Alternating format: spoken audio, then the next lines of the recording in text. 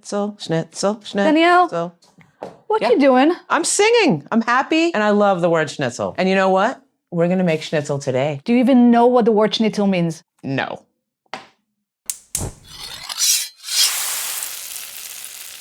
So actually, the meaning of the word schnitzel is little slice, or I think we can interpret it as thin slice. We're gonna take you through the steps and all the basics that you need to know to make a really great schnitzel. Yeah, and we're even gonna make a vegetarian option using a slice of tofu. And we're gonna serve it up with some quick roasted vegetables. It's going to be delicious. And simple. Let's go. Okay guys, for the basic recipe of schnitzel, we need 3 bowls. All-purpose flour, an egg or 2, and breadcrumbs. And you can use whatever breadcrumbs you want. We have panko today. You can use regular breadcrumbs. I wouldn't get the pre-seasoned breadcrumbs. Yeah, when I was a kid, my mom used to make the best schnitzels, and all she put was some salt and paprika in the breadcrumbs. But we're gonna make things a little bit more interesting today. You can add garlic powder, paprika, dried herbs into your breadcrumb mixture. But we have a really amazing schnitzel spice mix already made that we've made from scratch. We called it schnitzum.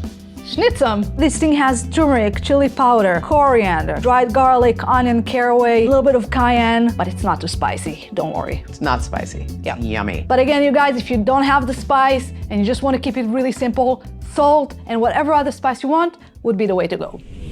So we have about 1.5 pounds of thinly cut chicken breast. You can't always find the chicken pre-cut, and you might just get the full chicken breast. So basically it's thicker, you just want to cut it in half. To be honest guys, I usually like to do this myself. Pre-cut, you get slices in different thickness. So these guys are really thin. These are quite thick. You can cook them like that. It's gonna require different cooking time. But I think what Danielle is gonna do today with these thick slices, I'm gonna bang them out. Many different ways to pound out some meat to make it thinner. I generally put a piece of saran wrap on top, and then you can buy a meat mallet. My grandmother used the back of her shoe. Like, you can really do anything. don't do a back of a shoe. She used saran wrap. And it's kind of fun. You just bang it out. And I use the saran wrap for splatter purposes. It's not necessary. Everything stays just a little cleaner. Banging the meat also tenderizes it. If they're thinner slices, they're gonna cook so quickly. Look how thin that is now. Super important part of making schnitzel. Do not skip that. You want to keep the meat really dry. So take a paper towel, pat it down, both sides. Yeah, if you have moisture on the chicken, you're not only going to have splatter from the hot oil, but also the crust that will be sealed by the flour you put at first is not going to stick properly, and it's just going to be like coming off a mess. One of the most important things with tofu is to press it. And by pressing it, you're gonna release a lot of the water that's in it. If we don't take the water out, in the case of tofu, it's gonna remain soggy and it's not going to fry properly. There are all kinds of ways to do it. We place it on drying rack and a heavy cast iron. You can even just take a regular pan and put like a bag of beans or rice on it to have some weight and just prep it about 20 minutes in advance. We're gonna prep the tofu with thin slices. I would say this is what, about an inch? Half an inch. Let's see how many I did correctly. Measure them all, measure them all. Half an inch, slightly over half an inch, slightly under half an inch. Holy cannoli. We have our protein ready. Let's start mixing everything. Let's prepare our 3 bowls. In the first, we have all-purpose flour, the second with 1 beat egg for now, and the breadcrumbs with salt and spices in the third. Add paprika, dry herbs, only salt works. We're gonna add our schnitzel spice directly to the breadcrumbs. That way we can mix it all evenly so it spreads on all the cuts. In any case, make sure you add enough of your spices so you have a nice color and a good amount of flavor to the mix. This is where cooking becomes fun. You get to try and say, well, this is yummy, but I want more on the spice. You adjust next time. Since we're making both protein options, we'll start with the tofu, just to keep our vegetarians happy.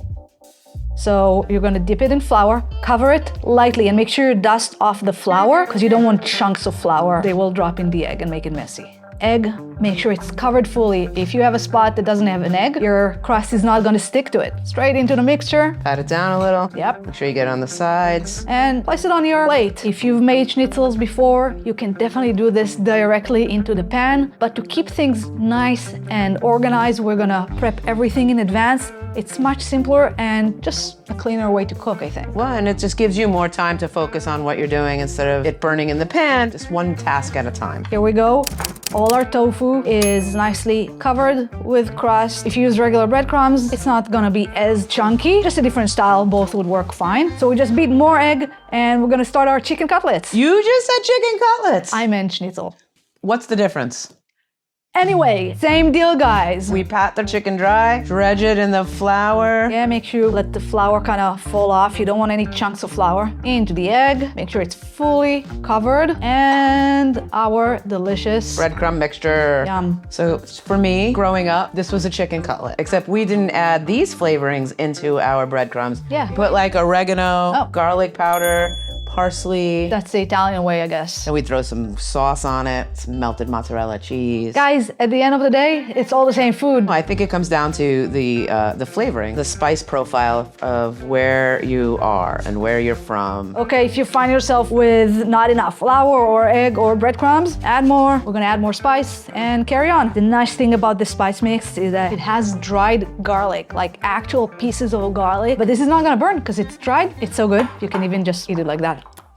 One last thing before we head to the stove. My wife doesn't eat gluten, so I am going to make her a gluten-free schnitzel. This thing is wheat, soy, dairy, and gluten-free. Amazing. All it has is rice flour, water, yeast, salt, and cane sugar. Guys, when you buy substitute things to breadcrumbs, if there's a long list, you know something is fishy.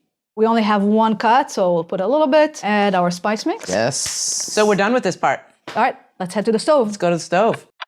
While Danielle is working on the schnitzels, we're gonna quickly make our roasted vegetables. Now, obviously, you can make whatever side you want, but roasted vegetables are super fast, really easy, and you can time it really well. We just cut some vegetables on the smaller side. We tossed them in the pan with some olive oil, salt, and pepper. We used a mix of vegetables, but we kept them separated in the pan just in case one needs a little bit of extra time, and we'll throw it in the preheated oven on 400 degrees for about 30 to 40 minutes. And that's it. Let's go back to the schnitzels. So you want to heat your oil up to about 350, 375 to get a nice sear on both sides of your schnitzel. Make sure you don't use olive oil, which is really not healthy once it gets to high temperatures. You don't need a lot, but just enough to catch the sides of the proteins as well. A really quick tip, be super organized. We have two pans, you're probably gonna have only one. Have your schnitzel already prepared, so you're ready to go. This is how we're gonna check if our oil is hot enough. We're gonna dip the tip of the protein, and if you hear and see that sizzling, you know it's good. If your oil is not hot enough, your protein is just gonna soak up all the oil. It's gonna become soggy, and the crust is very likely to fall off. Okay, so we're getting our tofu going. Danielle already put the chicken. I messed up and I forgot to press record. Just don't get any schnitzel. Look at that color. 3 or 4 minutes on each side. And with the tofu, you go until you get the color you like. You don't necessarily have to worry about cooking the tofu as you do the chicken. Yes, there's no concern with uncooked tofu. It's just not tasty. We just want to make sure we have a good crust.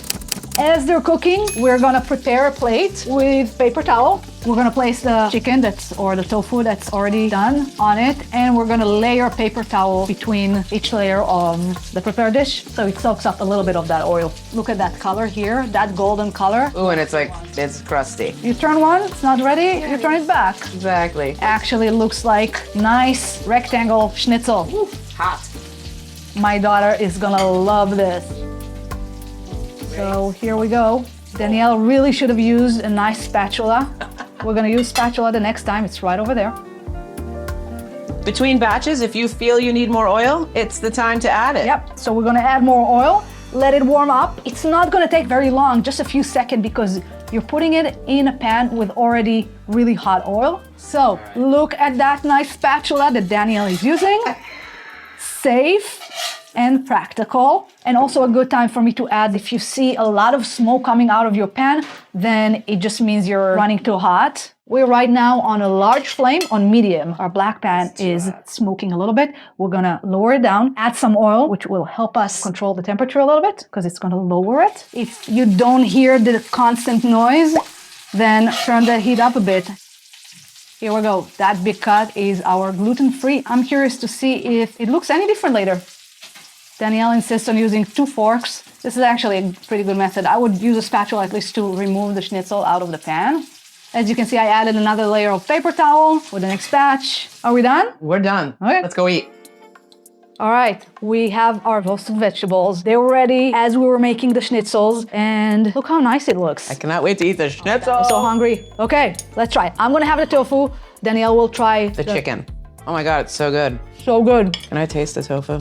That's good. Yeah, this is really tasty. I don't eat a lot of tofu unless it's like really well flavored. I find it a little bland, and man, this mix It's really good. did it justice. And I eat chicken. So to go from chicken to tofu is a big jump, and that's really good. Let's try these veggies with this tofu.